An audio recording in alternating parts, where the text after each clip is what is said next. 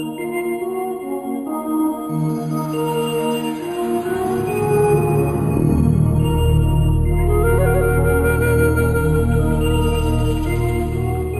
Out Loud, a program designed to explore in-depth interviews with writers to hear that words have voices. Our hostess for today's program is Teresa Miller, Executive Director for the Oklahoma Center for Poets and Writers at OSU Tulsa. Hello everyone, I'm Teresa Miller and welcome to Writing Out Loud. My very special guest today is Lamott. This is the second of a two-part interview. Welcome, Annie. Thank you. Great to have you here. Thank you. In Bird by Bird, you say one of the most important ingredients of good writing is truth. What truths could you tell in your novel, Hard Laughter, that you couldn't tell in nonfiction? Well, I think that there's a certain truth that you really need fiction to tell, which is that the truth that isn't the facts. And so, and the truth that isn't the feelings, but that is something that is in the space between those, and that is a composite of the voice and the heart and the truth and the facts and the feelings and the everything of a person just telling one small part of the story of her life. And so, with Hard Laughter, I really wanted to tell the story of how a family who really, really loved each other reacted when the father was given a probably fatal prognosis of brain cancer. And what was had been written before was mostly a little bit more reverent and kind of walking on eggshells a little bit, because you didn't want to say anything that was really off. And our family survived because we were able to laugh, and that's where the title came from, is that it's really hard to laugh sometimes when the world is coming to an end, which is what it felt like. We were much, much younger. I was 23 when he got sick, and there's nothing more healing than good hard laughter.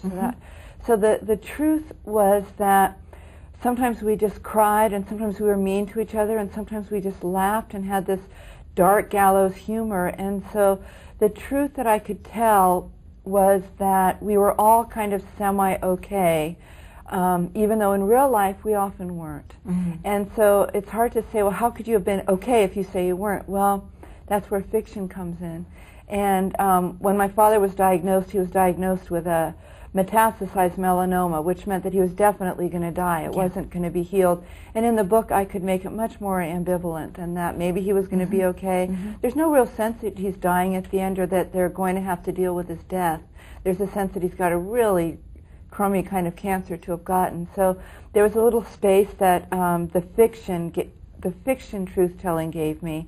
And with fiction also, you get to just take out so much stuff that isn't convenient. You can take out whole people that aren't convenient, or that you just don't want to get into because it's too confusing, and so or too annoying or whatever. So that was when I first discovered how hungry people were for the truth of the circumstances of our lives, which later in my own work would involve being a single mother or a left-wing Christian, but at this time involved being a woman who just lived for her father, who was facing his death. How did this book set the tone for your career? It's your first novel. My first novel. Ann Tyler said of it, and wonderful writer, said that it was strangely joyful. I love that. That's a great critique, isn't it? Yes, it was. How did it influence the direction of your career? Got you off to a great start. Well, it was funny because I think I was saying in the earlier interview that most writers, young writers, and this included me, think that you write a book and the critics like it, and then you start making a lot of money, and then you get to just be a writer when you grow up and everyone likes your stuff, and then your family starts to take you seriously, and really none of that is true.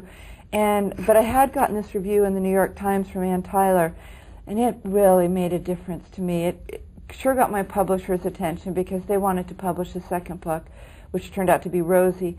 And the stuff that she loved about it was the stuff that I had come to believe was part of what my gift was, which might be different from what your gift is, even though I know you're a good writer also. But the fact that she had seen the strange joy of laughing even when times are so bleak and when your heart is broken, and that she had loved the quality of quirk that I bring to my writing, and that she had loved how very specific I was with the characters, and that she liked the details I had chosen to capture.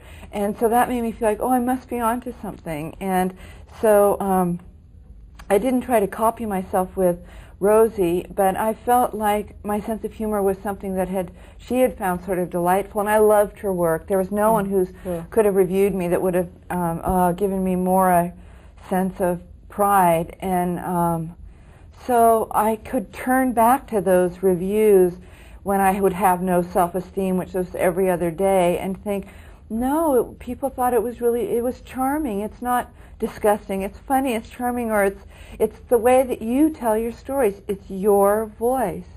And of course, the negative voices inside of me would say, well, we need to get a more elegant voice, or we need to get a more historical voice, or I always think I should try to sound more like Isabel Allende, or Alice Munro, and I can only tell the truth in my voice. And so I think some of those early reviews affirmed my voice and said, I really like listening to her tell the story.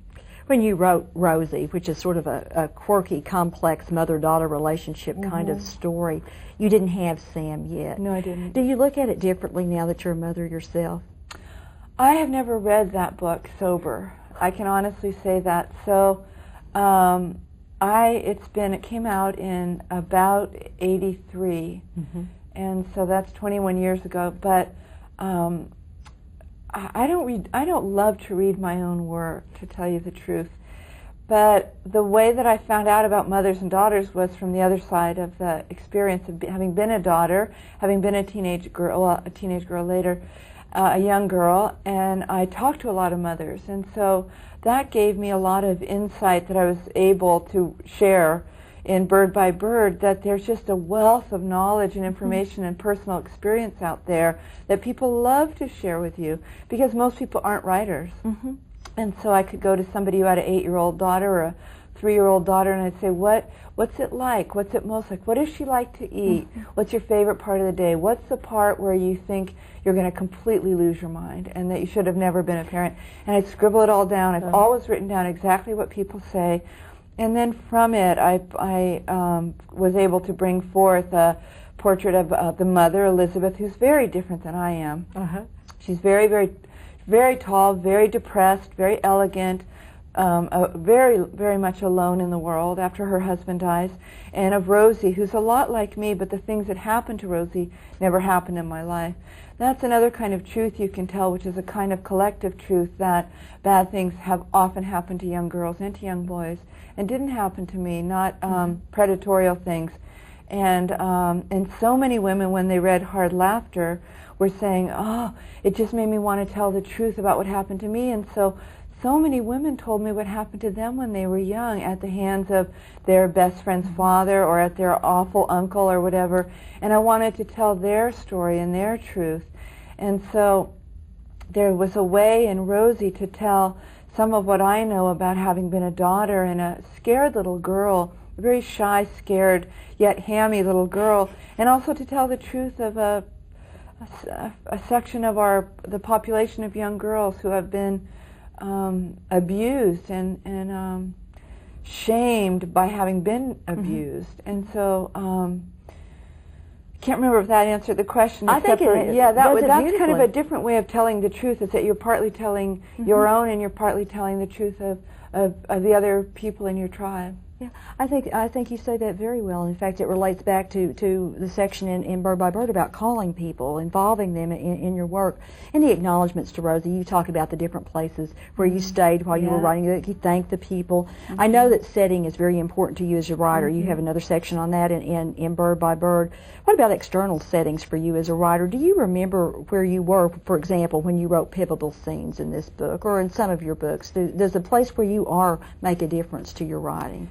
I can't say with Rosie because it was so long ago, but and my memory is getting so funny. Mine too. Oh my Lord! When I hit 50, which was just 2 weeks ago, when I hit about 48, I felt like a lot of the time like I'd have stuff written on the chalkboard and this wet eraser would come and or wipe them away. But when I wrote Blue Shoe, which was my most recent book, there's a lot of scenes in that from my childhood.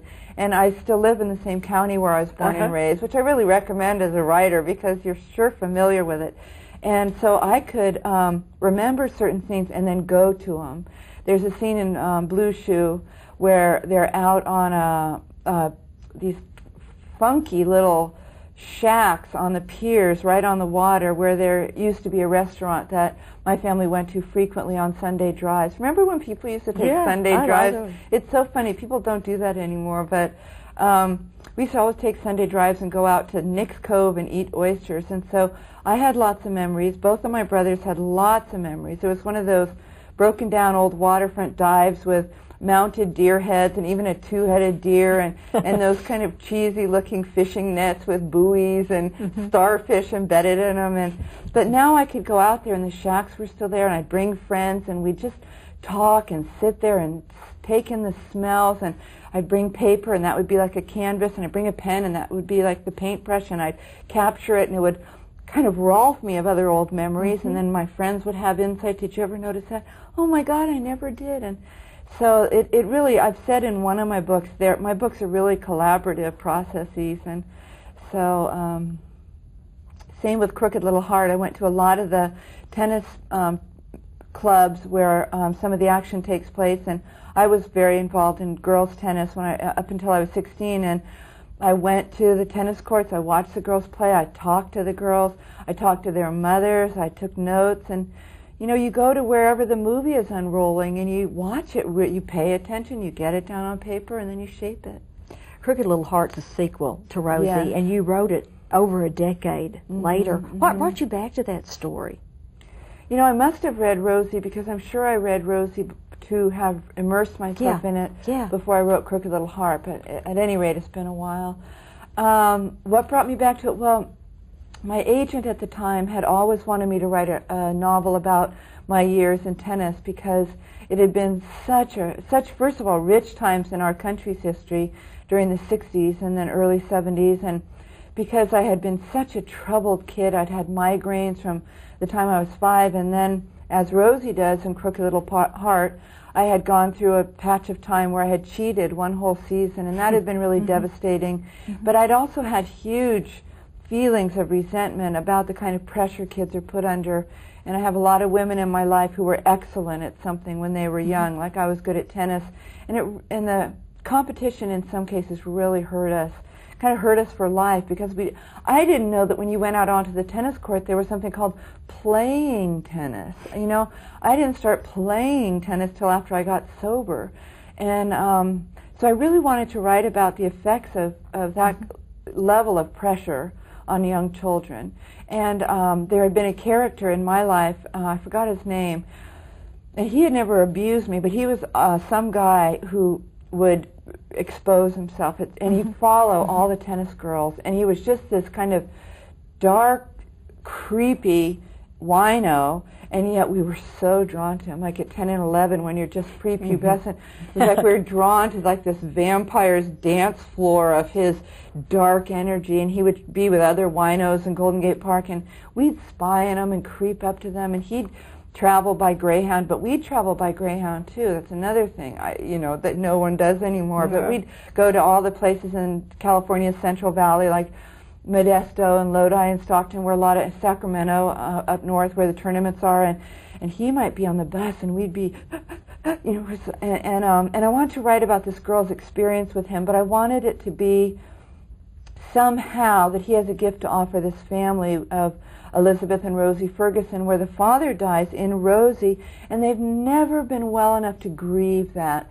So there's a lot of darkness in them, because when you can't grieve, it gets smashed and twisted into something kind of wormy and not life-giving, that in fact steals light and steals life. So I, having been through a number of periods of grief, both with my friend Tammy and with my dad, I wanted to write about grief kind of as a gift to people, because people don't write about grief in the way that I've come to understand grief, which is to say it lasts much, much, much longer than people usually give you permission to let it last, and it is like a lazy Susan, and it changes and it shifts, and you go numb, and then you become manic, and then you become catatonic, and then you become furious and whatever. So I revisited Rosie because I knew so much more. I've been sober for a number of years.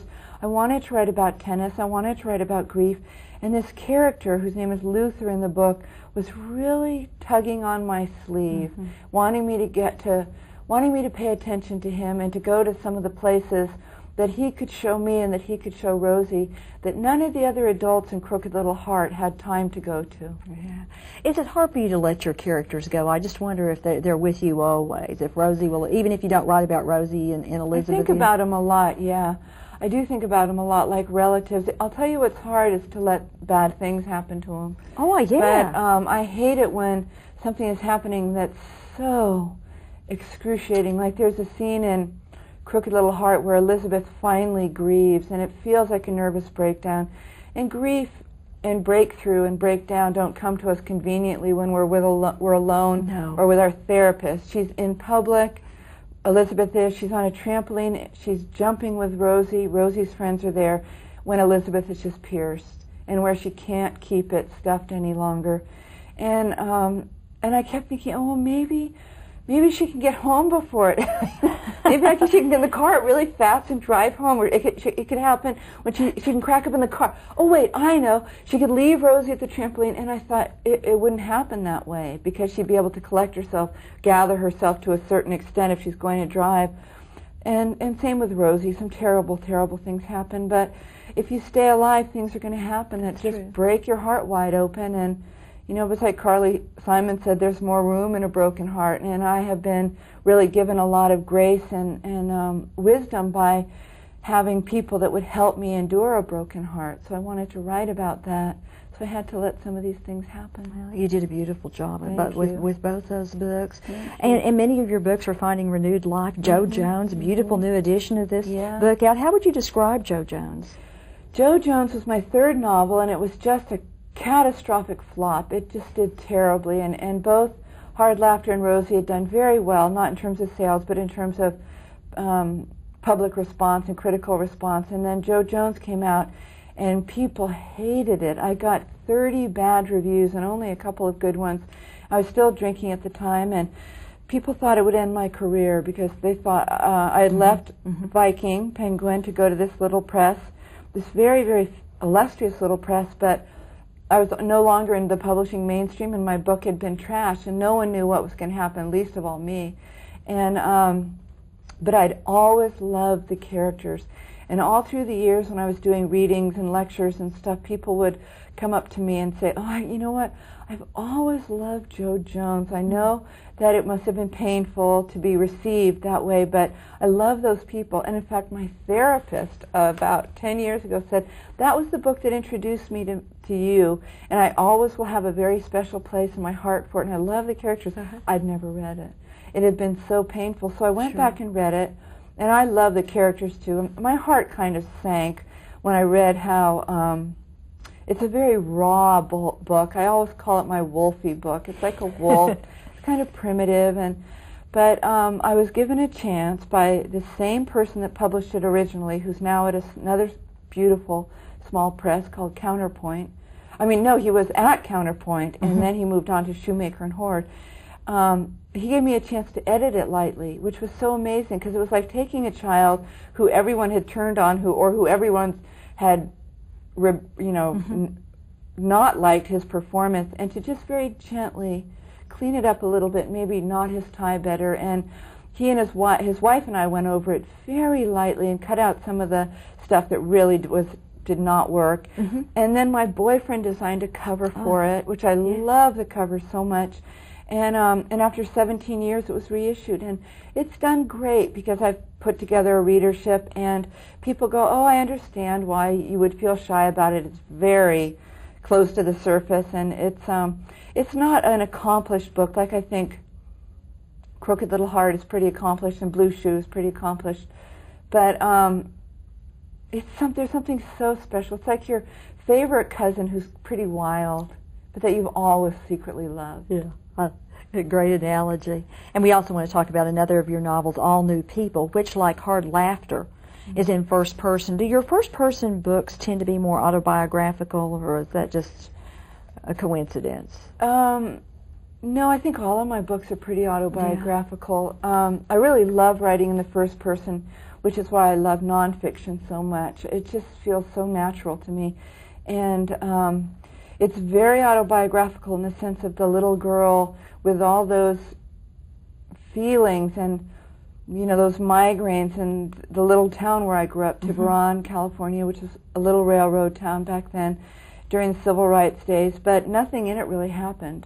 The aunt and uncle who were pivotal to it never happened. The parents had a really, I mean, I have aunt and uncles, but what happened to these two is completely made up, and my parents didn't have a very, very loving marriage like the people in this book do, and but I'm just so comfortable. It just feels like we were talking about earlier, that it's so easy to write as if you're writing a letter to people. And in fact, when my students were stuck, I used to always say, just write a letter. Write it as email if you want. Write it as a letter, like people used to write letters 20 years ago to one another, and then we saved one another's letters. And when you have a letter, you're not thinking, oh, did I use the best verb I could have used? You're just trying to catch people up on what you've been through, what you've been thinking, what's true. And so it frees you up. And so I think there's a sense of real freedom, and they kind of move along more freely, All New People and Hard Laughter. And so... You mentioned earlier about finding your voice. As we talk about your sequence of novels, I wonder, did you just find your voice and there it was, or do you have to keep discovering your voice as you change, as your circumstances change?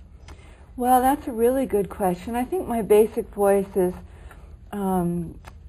it just springs from something very deep inside of me. But as a writer, I think I've really honed it. I do many, many drafts of everything I write, and then people say, oh, you write exactly like you talk, and so it seems like I would just put it down on paper and it would be publishable, but it's not at all. It's terrible stuff at first. It's messy and kind of out of control, but I know what my voice now sounds like on paper, and I actually err on the side of not trying to sound so much like it, because I don't want to start to sound like a caricature of myself. That's a very, very good point. In fact, I was going to ask you, what were you able to bring to Blue Shoe, your latest book, you as an experienced writer, that you weren't able to bring to your first book, Hard Laughter? What was, you had a lot of growth time in between those two books. Well, thank you. Let's see. Well, one came out in 1980, and Blue Shoe came out in about, maybe it was either 2001 or 2002. I don't even remember now. 2002, and so by the time I wrote it, I've been writing full time for 20 years. I mean, really full time for probably 25, but I've been published for 20. I really have come to understand how much it is like playing piano. That I could try harder and harder things, harder pieces, and have some reasonable chance of pulling them off. So I think Blue Shoe is more ambitious in a lot of ways, and it encompasses more than just one little family, although again it's about one little family in crisis. I think there's something much more relaxed about it. And one important thing is that when I wrote my first book, there was something inside of me that felt like, this is my only chance, and I just have to shoehorn in everything I possibly can. I mean, everything but the kitchen sink that I'd ever thought or experienced or witnessed. And I kind of feel now that if I want to keep on writing, there'll be other books in which I can include some of my thoughts and perspectives. I wonder if you, without giving away too much of the story, because we want people to read this terrific book, but you could tell us about the literal blue shoe of this story. Oh, well, the Blue Shoe is an actual little rubber trinket that I got in a gumball machine about 20 years ago when I was staying with a friend, and I was drunk and cracking up, and I had put a quarter in a gumball machine, and this little high-top rubber Converse sneaker came out with perfectly delineated laces, and I would have, if I'd been in my right mind, just chucked it into the trash, but I wasn't, and I held on to it, and it gave me the feeling that I was holding on to something and that I could feel myself, and I wasn't going to lose it completely. And my friend, who was much older than I was and am, would sort of tease me, but she held it once and she said, "Oh, I really get it. It's very comforting," because it was so soft. And so when her life took a turn for the worse, I gave her the little blue shoe, and I said, "I really can't take your pain off of you, but I'll walk you through it." And then several months later, when things had gotten hard for me again, in fact, Rosie had been rejected. She left the blue shoe by my coffee cup with a little note that said, "You know, we're going to get through this one day at a time," and you know, and so then maybe 10 years ago, I all of a sudden, just walking along by the salt marsh where I live, thought that would be such a good way to tell the story of two best friendships, by having them exchange a little blue shoe when life gets hard for one or the other. And then all I needed were, you know, a couple of people and something to have happened. We don't have a lot of time left, Annie, but I've got to ask you a question. You're known for your wit, even in the midst of heartbreaking circumstances. Is that ever a pressure for you in everyday life? Because you're so funny that you're at the grocery store at the checkout line, people expect you to be funny all the time. Well, they don't really, because I think that I also write about pretty sad stuff and I try to be really open-hearted, and I've written a lot about loss and grief and, boy, just not having a clue. And so sometimes, you know, people will come up to me and they'll think that I'm going to be Robin Williams, and but what they think I'm going to be is not my problem. So I try not to experience pressure, and I can usually sort of gently turn the conversation around to just, you know, what we're doing there, standing in line together or waiting at the Department of Motor Vehicles or whatever. But the way that my sense of humor impacts me in not quite so positive a way is that I often try to be funny to cover up how I'm really feeling, and I do it for my characters too. I try to have stuff be kind of funny and light so that my readers won't think, "Oh, she's so heavy," or she must really be depressed. So I have to kind of err on the side of just being straight wherever I can, and I take out a lot of humor when I edit. Well, you do a beautiful job. Congratulations on this great body of work. Thank you for being here. Thank you so much. Thank all of you for joining us on Writing Out Loud.